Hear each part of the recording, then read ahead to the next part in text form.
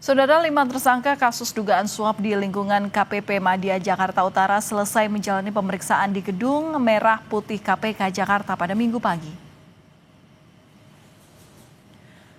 Kelima tersangka ditahan selama 20 hari hingga 30 Januari 2026 di Rutan Merah Putih KPK. Kelima tersangka diduga terlibat dalam suap pengaturan pajak di sektor pertambangan, bermula dari temuan kekurangan pembayaran PBB oleh PT WP.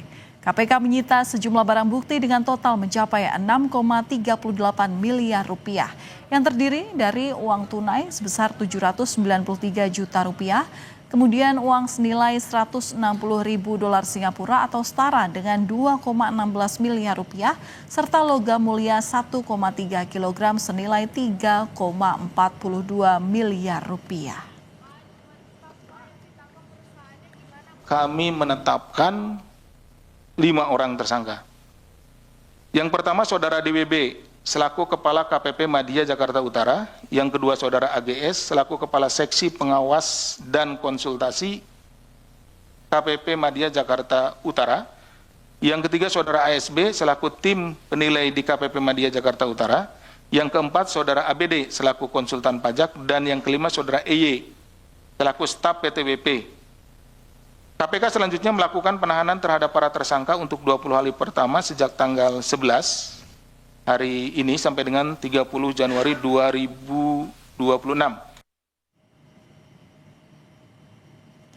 Dalam kasus ini, KPK menyita sejumlah barang bukti dengan total mencapai 6,38 miliar rupiah.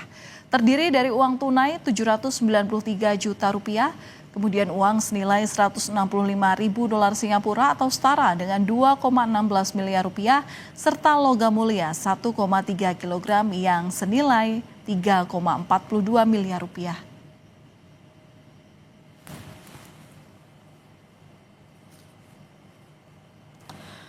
Berdasarkan data ELHKPN KPK, Dwi Budi Iswahyu memiliki total kekayaan sebesar 4,87 miliar rupiah, terdiri dari tanah dan bangunan, alat transportasi dan mesin, kas dan setara kas, dengan utang sebesar 1,14 miliar,